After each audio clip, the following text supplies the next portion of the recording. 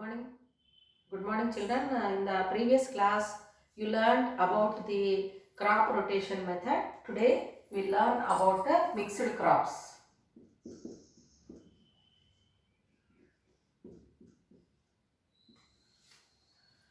So, in the crop rotation method, what does it mean, and what crops are grown after growing main crop? All that we have discussed. So, crop rotation method means changing of crop pattern. In one season, cereals are grown. In another season, pulses are grown. Is it clear to you? So, that one we call it as crop rotation. What is the benefit means?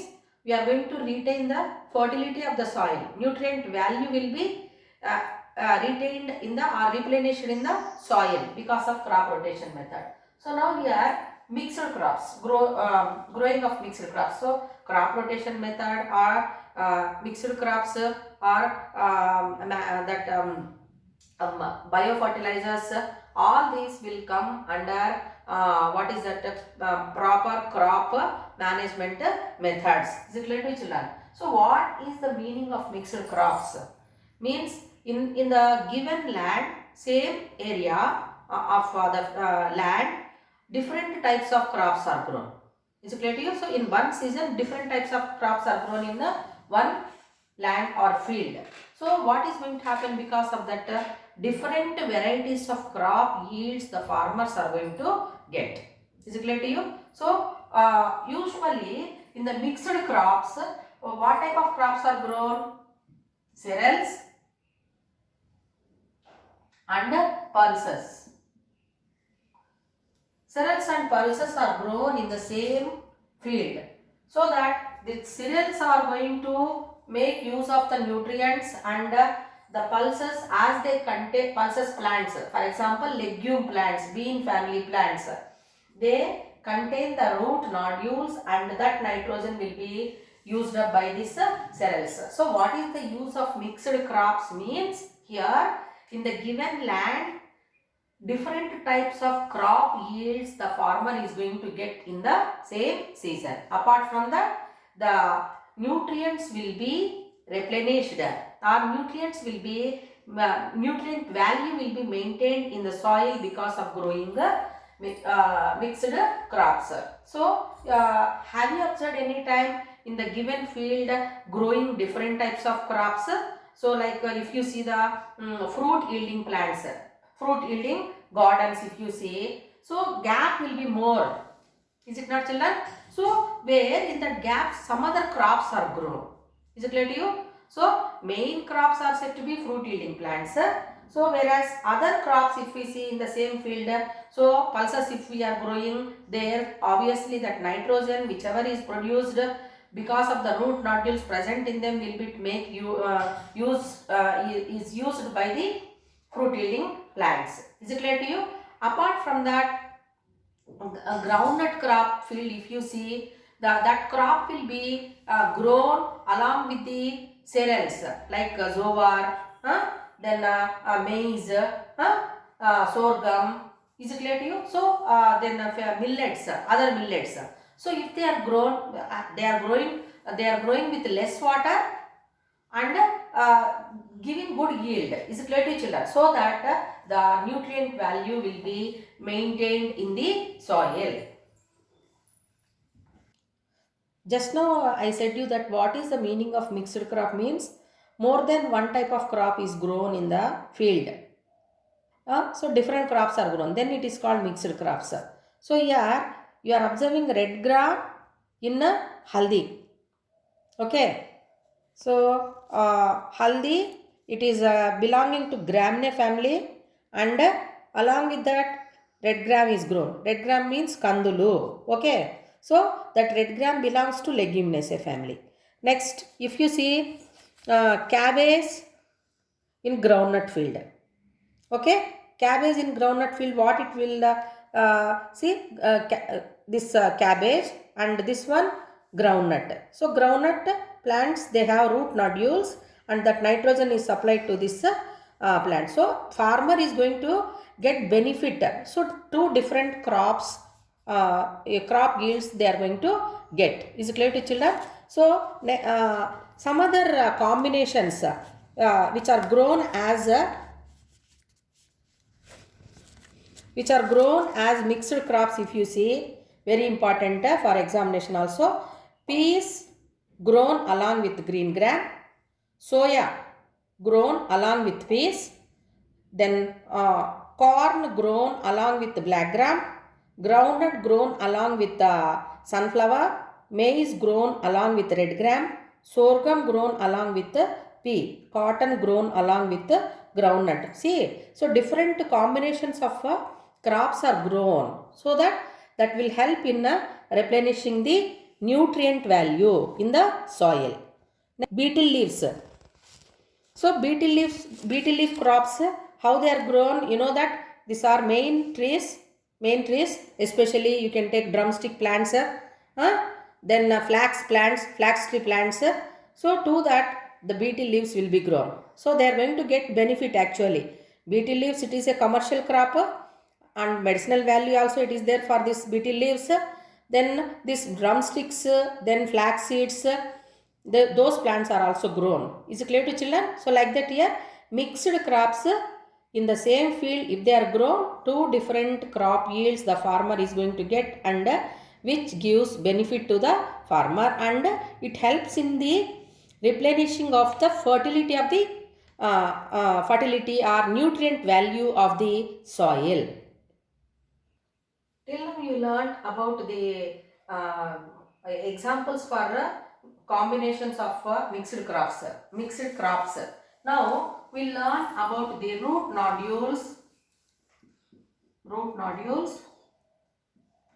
in the legume plants.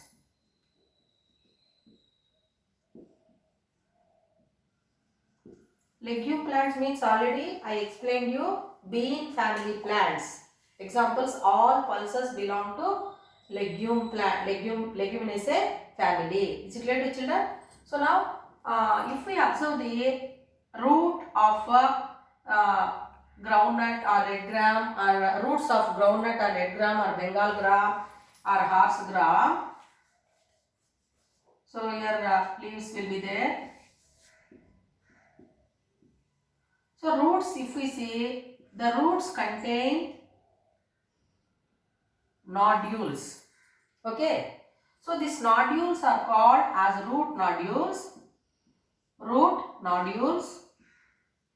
And if we dissect and if we see this root nodule, inside that we can observe large number of microscopic organisms. So what are those microscopic organisms we can see? Means they are said to be rhizobia. Rhizobia, what is this rhizobia? Means bacteria. Rhizobia bacteria. So this rhizobia bacteria is present in the root nodules of bean family plants, and this rhizobia bacteria, what it is going to do, it fixes the atmospheric nitrogen in the form of salts of nitrogen, and that nitrogen is going to be used by the plant, and the plant is going to give shelter to the bacteria, home for the bacteria.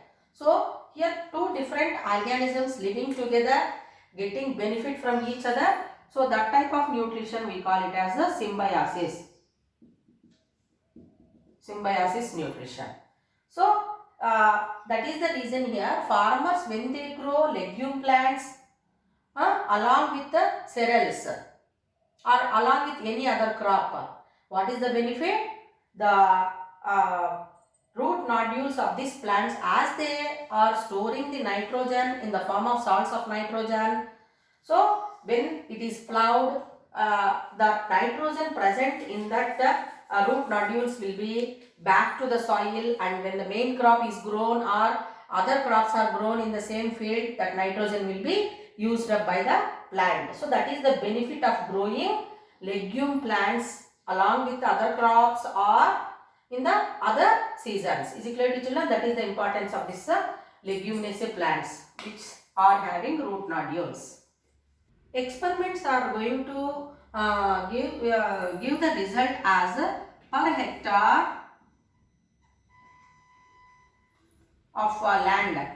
So 50 to 150 kg of nitrogen.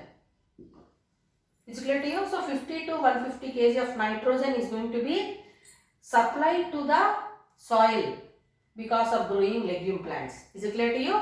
So like that, it is very important to grow the legume plants in the fields along with the major crops, along with other crops like cereals. Is it clear to you? Along with the legume crops which are grown in the fields, there is other method also to supply the nitrogen. You know the importance of nitrogen. Nitrogen helps in giving green color to the leaves. Apart from that, new leaves, then new flowers, new plant parts are going to develop. Healthy growth of the plant is happening. Crop plants is happening. That is because of nitrogen. So what is that other method? Means that is said to be biofertilizers. Biofertilizers. So in this biofertilizers means biological origin. Biological origin, the fertilizers are made. So just now you learnt that rhizobia, one bacteria which fixes the nitrogen. There are other free living bacteria which are going to fix the nitrogen. Is it clear to you? So they are making availability of nitrogen to the crop fields.